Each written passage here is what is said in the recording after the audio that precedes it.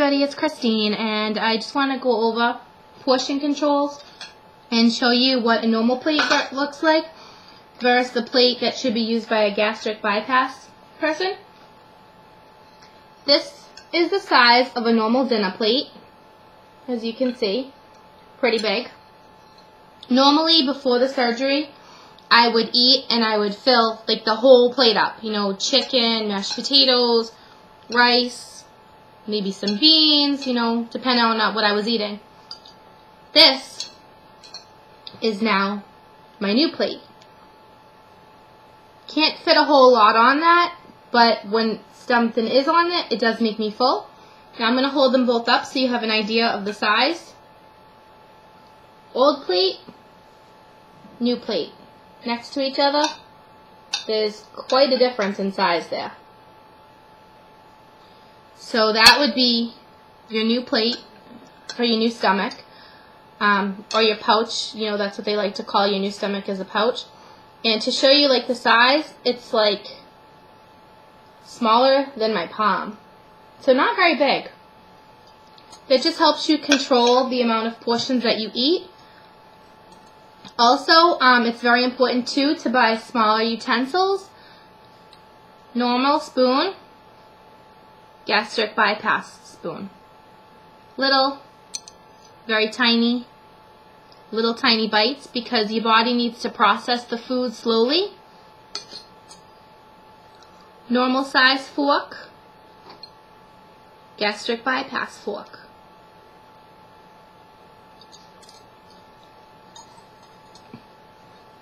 I also like this little plate too. This is, I call it my little salad or vegetable plate. It's got a cool little funky shape, and I got this at Home Goods.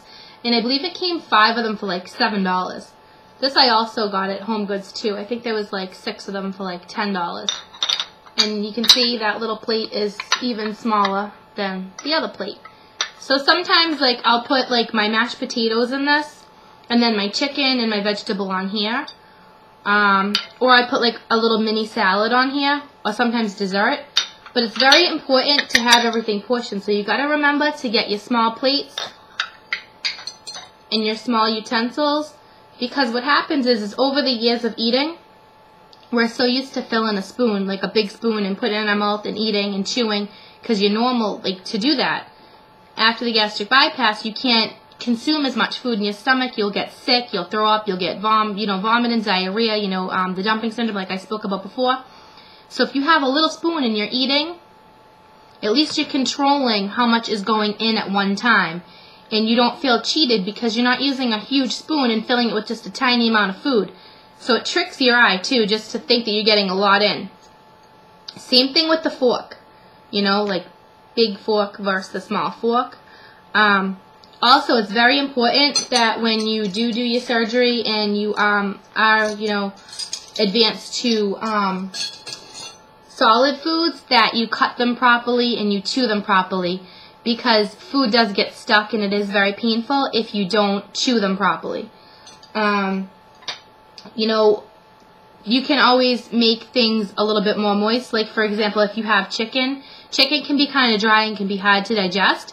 But if you take chicken and you make some gravy, like a fat-free gravy, and you put that on the chicken, it makes it more moist, so it makes it so much easier to digest. Same thing with like hamburger. If you make like a little bit of ground beef, you have to use at least 93% fat-free, or it can be too greasy and cause pain and discomfort.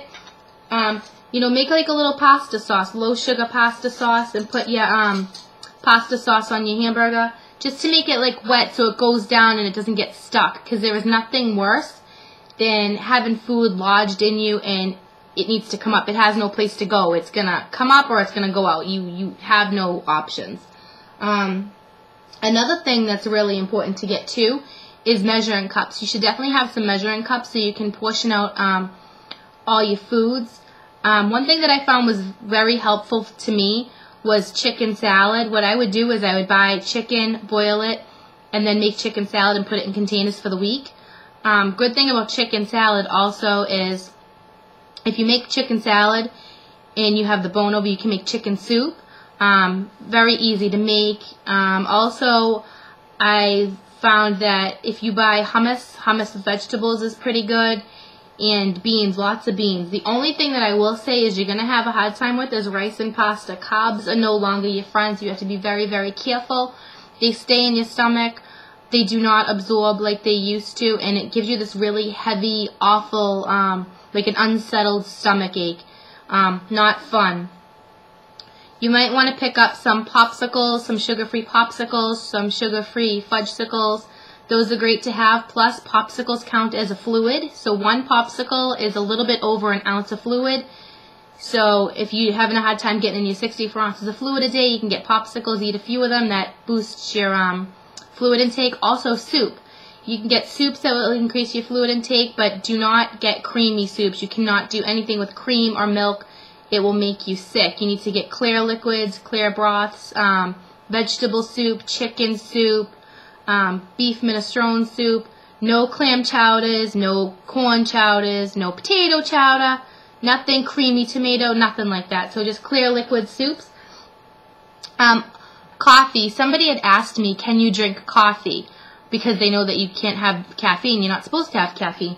The reason why you're not supposed to have caffeine is because when you have caffeine, it makes you want to eat. Caffeine is an appetite stimulant. So if you're drinking coffee and you have the caffeine, it's going to make you hungry. It's going to make you have hunger feelings, which you don't want to have after having the surgery. So you have to switch to decaf. Very important. Soda. Amy asked me, can you have soda? You're not supposed to have soda. Different doctors tell you different things, but my doctor in general said no soda, and the reason for that is because the carbonation, what it does is your little pouch, okay, your new stomach that you have, is approximately that big, okay, which isn't big. It's like the size of a 2-year-old's. So what happens is if you have the carbonation, it's like gases. It expands and expands and expands. So now your little stomach that they just did the surgery on is slowly going to expand, and you're just going to waste everything that you did. Even if it's flat, ladies, you cannot have flat soda because there's still some gases in there. For example, if you want to do like a little test like they showed us in one of our classes, was take a balloon, open up a can of soda. Take the balloon, put it around the rim of the soda, and watch it within an hour. Well, not even within an hour, but within like the hour, the balloon will end up going like this and inflating because all the gases put air up in the balloon, and that's exactly what's going to happen in your stomach, and you do not want that. Another thing is to invest into is a bunch of sugar-free drinks, like Crystal Light's great, Propel is good, Fruit 2O is really good. You're going to need ice cream. You can have ice cream, but you have to have light ice cream, or frozen yogurt, works really well. If you're going to do fruits, and you're going to use them for smoothies, because smoothies are really a great thing to have, do not buy the frozen fruit. If you buy the frozen fruit, you must read it. Some of the frozen fruit has added sugar in it, and you will definitely be in a lot of pain. Also, one note that I made a mistake at, I went to McDonald's and I got smoothies, because you can have smoothies when you're in surgery. McDonald's smoothies, ladies, gentlemen, look it up. They are 44 grams of sugar per small smoothie. That is not healthy, not good. You're better off buying, sugar, half sugar from Tropicana orange juice. It's called a 50 Trop orange juice. Buying your own strawberries, your ice, bananas, do it yourself. Put your Splenda in it, put your Equal in it, put your sugar substitute in it. Much healthier. You know exactly how much sugar you're getting in your body, and you will not get sick. Another thing to invest in is a scale. You should definitely have a scale to measure out your proteins. Like if you have a piece of chicken, weigh that chicken before you cook it. It might be 4 grams, or 4 ounces, I should say. A 4-ounce piece of chicken is 28 grams of protein. A rule of thumb is for every ounce of meat, chicken, cheese is 7 grams of protein. So if you have a 5-ounce steak, that's 35 grams of protein. Right now, at 7 months out, I can have 6 grams, no, 6, I keep saying grams, I don't know why, 6 ounces of food at a time before I'm stuffed to the max, which is not a lot. It is like a little 6-ounce piece of steak, and I'm full. Another thing that you might want to invest in, too, is a good blender. You're going to need a good blender, because you're going to have to puree your foods the first couple of weeks. Just till your body gets used to your new pouch and how it digests things. Measuring spoons, you're going to need those. So measuring spoons, measuring cups, a scale. You're going to want smaller utensils, smaller plates. Also, if you can get some portion cups are great, ladies. You can make little jello shots. No alcohol, obviously. You cannot have alcohol, by the way, for the first couple of months, because 1 drink is equal to 3, and you will be very, very drunk or very, very sick. Now, my spoons that I got are actually from the Palm Company. I don't know if you can, no, you probably can't see that. Well, anyways, it's from the Palm restaurant in Boston, and they have like a whole collection of like small utensils. I think they normally use for desserts, but you can find this collection, the Palm collection, at Home Goods at TJ Maxx, along with the dishes. The dishes, these little tiny ones, they say Strawberry Street on them, and that's the back. And it says microwave, dishwasher, and oven safe, which is great for this little plate. Also by the Palm restaurant. See, that's the logo, so if you need to find out what you're looking for. This one is dishwasher, microwave, and oven safe. So these are great to have. You know, you can use them forever. And very important just to make sure that you guys are paying attention to your portion controls, because that really needs to be done. Now, another thing I want to show you for a snack, we were talking about snacks earlier. I think I discussed Luna bars. They're really, really good. Pringles makes these, and they're only 90 calories, 2 grams of protein. They are awesome. They are Pringles, and they're baked wheat sticks. And what they are, it's called the Honey Butter Crispy Cracker Wheat Sticks. And they're about that thin. They are absolutely delicious. It's just like a little snack. And the thing that's great about it is, if I open the pack and show you,